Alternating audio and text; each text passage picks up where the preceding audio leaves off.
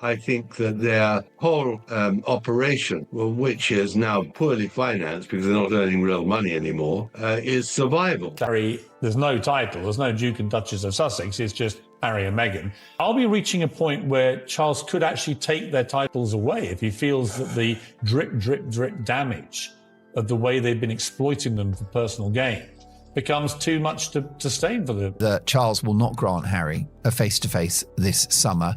And of course, that July countdown to Invictus would have been the perfect opportunity. Prince Harry finally regrets what he said? She's a publicity junkie. She's someone who once a week thinks, I haven't been in the news, what can I do to get into the news? We're two people who have caused intense damage to the reputation of the royal family and the institution of the monarchy. The words Harry spoke may not be what troubles him today.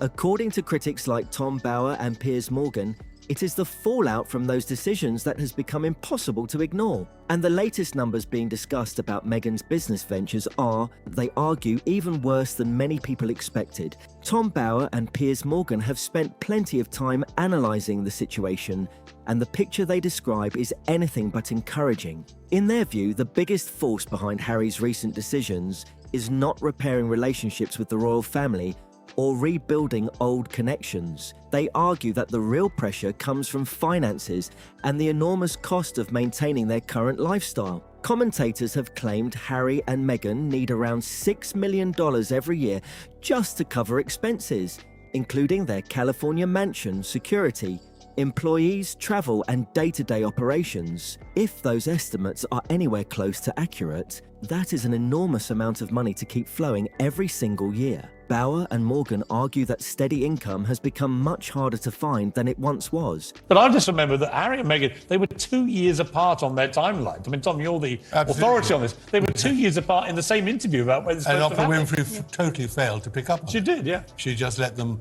spew their lies. You know all about them. What's going to happen here? How does Charles manage? They can only profit and survive by inventing smears and inventing lies. They also point to the end of several major business partnerships. Netflix did not renew its overall content agreement after the initial contract reportedly reached about $100 million. And critics argue that audience interest dropped once there were fewer royal stories to tell. Spotify is over, Lemonada has attracted constant speculation, and Netflix even experimented with supporting Meghan's As Ever brand commercially. For many observers, a streaming company stepping into retail was an unusual move, yet critics argue it still failed to deliver the financial success everyone expected. In their telling, project after project struggles to gain lasting momentum. The same criticism has reached Harry's public speaking career. Reports have suggested speaking fees around $50,000, but commentators question whether organisations are still eager to pay that amount. They ask who would willingly spend that kind of money to hear someone many critics believe continues revisiting the same personal grievances. Those questions have only grown louder as attention turns to his remaining professional position, where his only major corporate role continues to be serving as Chief Impact Officer at BetterUp. Looking at Harry's current situation, many commentators argue that his biggest challenge is no longer public criticism, but the lack of visible work on his schedule. Critics have even claimed he earns a substantial salary through BetterUp, while questioning how active that role really is. Reports have also suggested Meghan has been encouraging him to find new income opportunities. Whether those reports are accurate or not. Absolutely. I mean, the cost of living for them is enormous. I mean, the security alone, which they feel they need, must cost between $1.5 and $2 million a year. The upkeep of their home and their staff must cost at least another $2 million. And then there's the rest. So I think that they're running out of money. I mean, I've conservatively put their annual expenditure at $3 million. But for that, they'd have to earn $4 or $5 million. They have fueled plenty of discussion. Supporters point out she continues promoting As Ever, while critics say Harry's public calendar appears almost completely empty. One recent appearance only added more attention. Harry was photographed sitting barefoot at a polo match, watching another family's child compete while relaxing with beer and popcorn. Commentators quickly seized on those images, arguing they reflected a very different lifestyle from the busy royal schedule he once maintained. Fair or unfair, those photos became another talking point across social media and television panels. According to Tom Bower and Piers Morgan, Harry once enjoyed privileges that very few people will ever experience. They argue he had an official residence, security, transportation, international travel, and enthusiastic crowds wherever he went. In their view, royal duties mainly required showing up, greeting people, and representing the institution at public engagements. Many critics also continue bringing up what became known as the Freedom Flight. They remember Harry and Meghan appearing excited about leaving royal life behind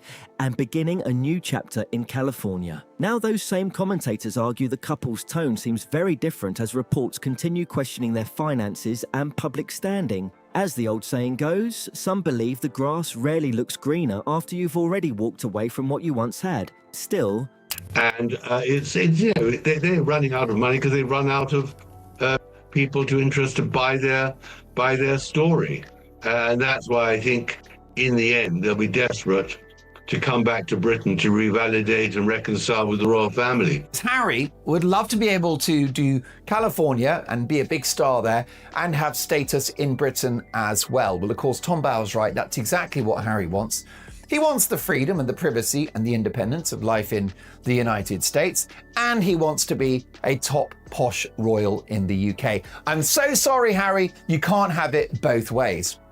He talks about his lack of status in Britain and his diminishing status in the United States. He says that it tells me, Mark, that Harry is frustrated.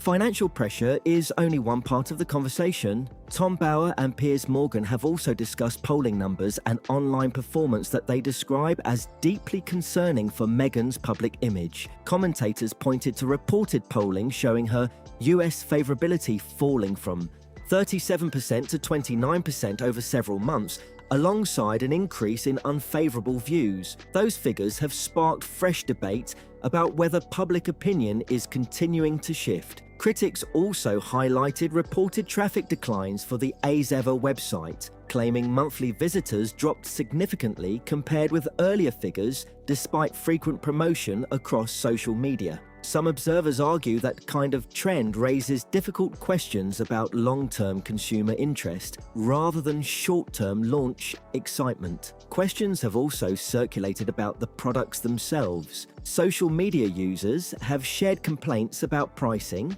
while others posted photos alleging quality control problems with certain items, including candles that reportedly arrived unusable. Separate online discussions have focused on resale listings appearing on marketplaces like eBay. I don't see how they couldn't be losing money. Like, their lifestyle is extremely expensive, and there's just what's coming in as ever sales cannot be that good. They're what not. money is Harry still making, right? And even if he has some dowry or whatever from his mom still, or whatever, some sort of money that's still there, an allowance, some royal allowance or whatever, I still don't believe it's enough to sustain that lifestyle that they need with their security and the mansion and their lifestyle. It's just like they're not getting freebies anymore. I'm sure they still got to pay for all their meals. They need $6 million a year.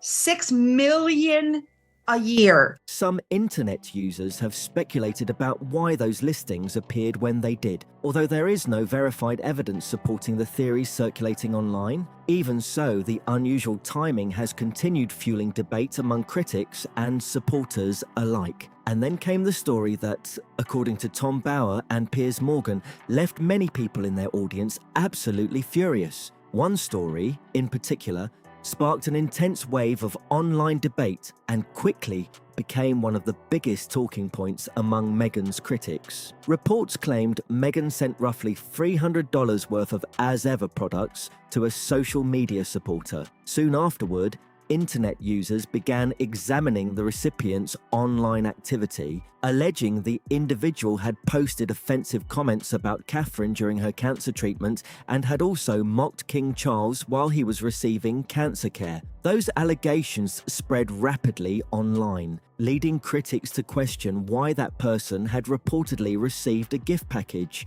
Supporters, however, have not publicly confirmed that the gift represented an endorsement of the recipient's online views. That controversy immediately raised another question for many commentators. If reconciliation with the royal family remains the goal, critics asked how incidents like this could possibly help rebuild damaged relationships. To them, it appeared completely at odds with repeated public statements about healing old divisions. Whether fair or not, that perception only fueled another round of criticism. According to Tom Bower and Piers Morgan, King Charles has now reached a point where trust has become the deciding factor in every future interaction with Harry. They argue that recent developments make it increasingly unlikely the king is willing to take further personal risks behind closed doors. Bower and Morgan have also discussed reports claiming King Charles does not intend to hold a private face-to-face meeting with Harry during the summer. While Buckingham Palace has not publicly confirmed such plans, the commentators argue the issue is no longer distance or scheduling. In their view, it is entirely about confidence and trust. They often point back to last year's meeting at Clarence House, when King Charles, while undergoing cancer treatment, spent about 40 minutes with his younger son. Reports at the time claimed security precautions were unusually strict, with widespread media speculation that officials wanted complete confidence the private conversation would remain confidential. Shortly afterward, Harry gave interviews discussing his father and later appeared on another high-profile overseas visit. Critics argue those events reinforce concerns that private family moments could quickly become public headlines. Many commentators also remember the support Charles once showed Meghan. He stepped in to walk her down the aisle at her wedding when her father was unable to attend, a gesture widely praised around the world. Critics now argue that goodwill was followed by years of public disagreements, interviews, and deeply personal family stories entering the public spotlight. From their perspective, Charles has simply reached his limit. Tom Bower and Piers Morgan further argue that this marks the point where Charles has placed greater emphasis on protecting Prince William's future role as king. They contend William has consistently avoided discussing private family matters publicly, and every fresh controversy only creates additional challenges for the next reign. The symbolism did not stop there. Commentators also pointed to reports surrounding Frogmore Cottage, where renovations were removed after the property changed hands. Critics interpreted those developments as more than routine property management. To them, it looked like a clear signal that the chapter had closed for good. A message they believe said, as plainly as possible, that there would be no return. Frustration over what he sees as unequal treatment has reportedly become one of Harry's biggest grievances. According to commentators, he believes different members of the royal family continue receiving benefits that are no longer available to him. Tom Bower and Piers Morgan have repeatedly highlighted those comparisons, pointing to Prince Andrew remaining at Royal Lodge, Sarah Ferguson continuing to live there, Princess Beatrice and Princess Eugenie having access to royal accommodation, and the Edinburgh family occupying a large estate under long-standing arrangements. However, Bower and Morgan argue there is one major difference that cannot be ignored. In their view, none of those family members sat down for the Oprah interview, released a memoir detailing private family disputes, or participated in projects that publicly discussed confidential royal matters. Critics believe those decisions fundamentally change the level of trust within the family and explain why Harry's situation is viewed differently. Commentators have also pointed out that Harry was reportedly offered accommodation at Buckingham Palace and St. James's Palace during visits to the United Kingdom. Reports suggest those options remained available, yet he allegedly chose to stay elsewhere instead. That has led critics to ask why Frogmore Cottage remains such an important issue if it had not been used regularly for years. Harry has reportedly maintained that he was willing to pay rent and even invest his own money to expand the property. At the same time, media reports have claimed there is growing frustration inside the couple's Montecito household, with speculation that Meghan also feels other members of the family continue receiving more favourable treatment. Tom Bower and Piers Morgan argue those frustrations are likely to fuel more public responses, whether through interviews, magazine stories, or articles responding to each new headline. critics often describe the pattern the same way every time. One moment there are messages suggesting peace and reconciliation, followed almost immediately by another public response or fresh criticism. As Bauer and Morgan put it, many observers see it as a repeated cycle that becomes increasingly difficult to ignore.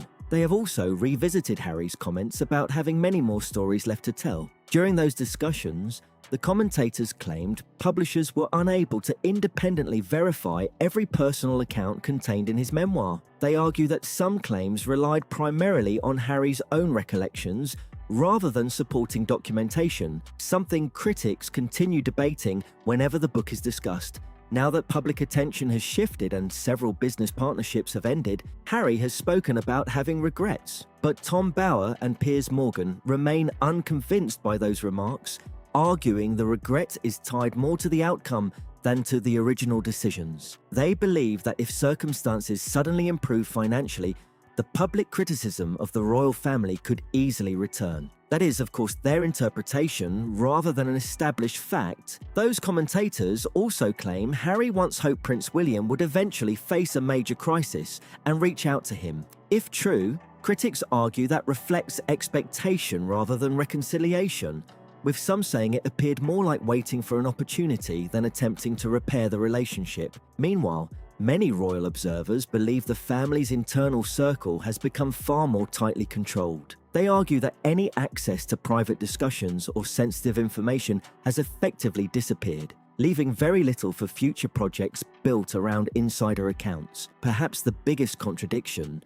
according to critics, comes from Harry's own descriptions of royal life. He once compared it to living inside The Truman Show, suggesting it felt restrictive and confining. Yet many commentators now ask why returning seems so appealing if life inside the institution was truly that unbearable. Their answer is simple. They argue that royal life also came with financial security, official residences, protection, and a level of stability that is incredibly difficult to replace. From that perspective, freedom ultimately proved far more expensive than expected. According to Tom Bauer and Piers Morgan, Harry is running out of time to preserve what remains of his royal connection, and they believe the biggest changes could still be ahead. The commentators argue that once King Charles is no longer on the throne, Prince William will shape the future of the monarchy according to his own priorities. They speculate that royal titles and future roles will become even more tightly controlled, and they believe William is unlikely to welcome Harry and Meghan back into the institution as working royals. In their view, allowing their children into official royal life would inevitably reopen the door to the Sussexes as well. Bauer and Morgan argue that this uncertainty hangs over nearly every decision Harry makes today. They believe the window for repairing relationships is becoming smaller with each passing year, and that the pressure surrounding the family's future continues to grow. At the same time, critics often point to Meghan's relationship with her father, Thomas Markle, as another issue that refuses to disappear. Reports have stated that Thomas recently underwent surgery resulting in the loss of a leg and is now being fitted with a prosthetic. Public interviews have also quoted him expressing a wish to meet his grandchildren and finally shake hands with the son-in-law he has never met. Those interviews have reignited debate about family reconciliation, particularly because Meghan has frequently spoken about compassion and forgiveness in public settings. Commentators also continue revisiting the circumstances surrounding the period before the royal wedding. They argue Meghan ended contact with her father after paparazzi photographs emerged, while critics later pointed to reports involving staged promotional photography in other contexts. Supporters dispute many of those interpretations, but the debate remains active years later. As Tom Bauer and Piers Morgan have repeatedly argued, they believe this issue continues shaping public perception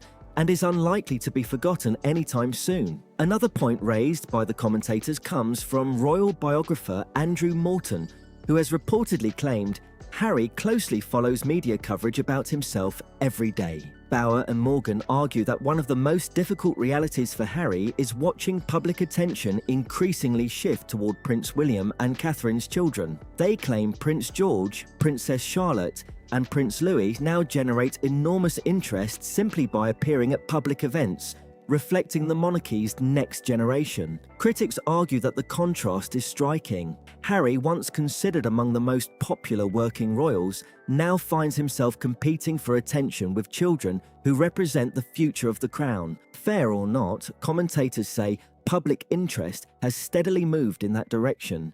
The discussion grew louder after reports that Harry was absent from Peter Phillips's wedding. Critics noted that Peter has long shared family history with both William and Harry, making the absence particularly noticeable. Meanwhile, William and Catherine attended the celebration, with media coverage focusing on their appearance and the wider family gathering. Some commentators argued that inviting Harry and Meghan could have shifted headlines away from the bride and groom and toward familiar family tensions instead. Observers also pointed out that Princess Beatrice and Princess Eugenie reportedly attended the event, leading some critics to argue that Harry's position within the wider royal family has changed dramatically over recent years. Whether people agree with that interpretation or not, it has become another example frequently cited in discussions about where he now stands within the royal pecking order. Let that sink in. Rather than creating the comeback many supporters hoped for, recent public appearances have, according to commentators Tom Bower and Piers Morgan,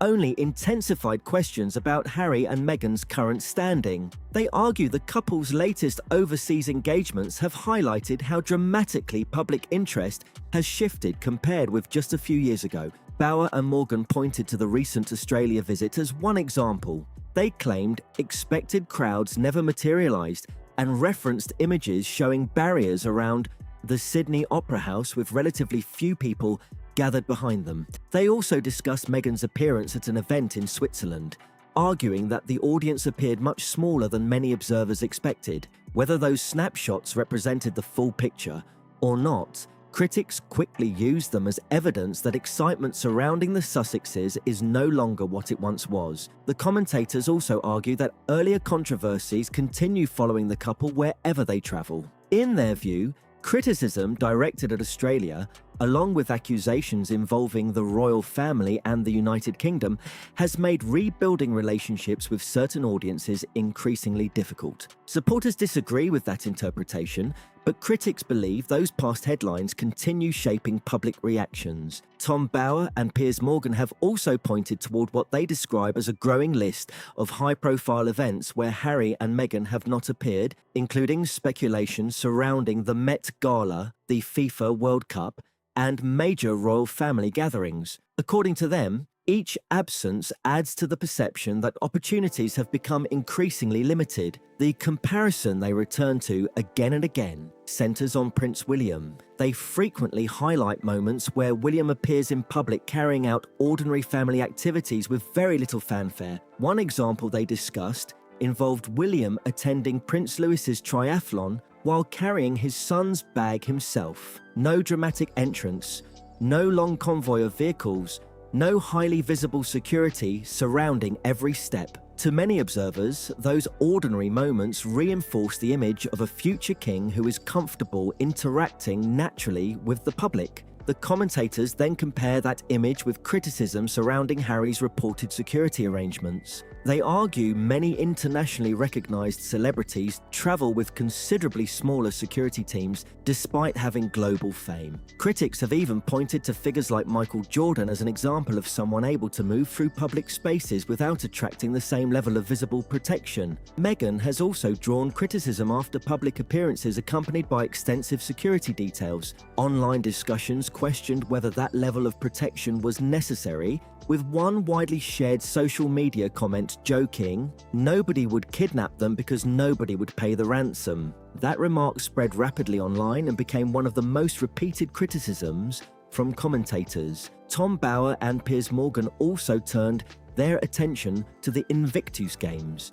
They discussed reports about the overall cost of staging recent events, citing estimates of roughly $63 million for around 500 competitors. Critics argue those figures raise difficult questions about value for money, particularly when government funding and taxpayer contributions are involved. They also noted reports that some long-time corporate supporters have stepped away, while sponsorship arrangements have changed. The commentators further referenced claims from some participants and observers who felt media coverage had become increasingly centred on Harry and Meghan rather than the competitors themselves. Other reports suggested some athletes covered their own travel expenses and insurance costs, leading critics to question whether attention had shifted away from the veterans the Games were created to support. Bauer and Morgan also questioned Harry's reported plans for another United Kingdom visit connected to the Invictus Countdown. They argued much of the promotional work could have been accomplished remotely instead of requiring an extensive international tour.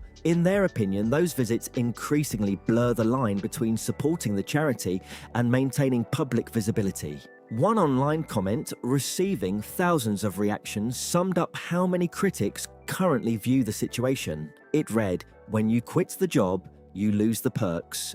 End of. Whether people agree with that statement or not, it reflects a growing sentiment among those who believe Harry knowingly accepted the consequences that came with stepping away from royal duties. Tom Bauer and Piers Morgan have consistently argued that Harry's biggest regret is not what he said over the past several years, but what those decisions ultimately cost him. According to their analysis, relationships have changed, opportunities have narrowed, and trust has become increasingly difficult to rebuild. They insist those consequences will not disappear overnight. If you enjoyed this breakdown and want some more videos like this, don't forget to like the video, subscribe to this channel, and turn on notifications so you never miss the latest royal news and commentary. Thanks for watching, and check out the videos on your screen right now for more stories everyone is talking about.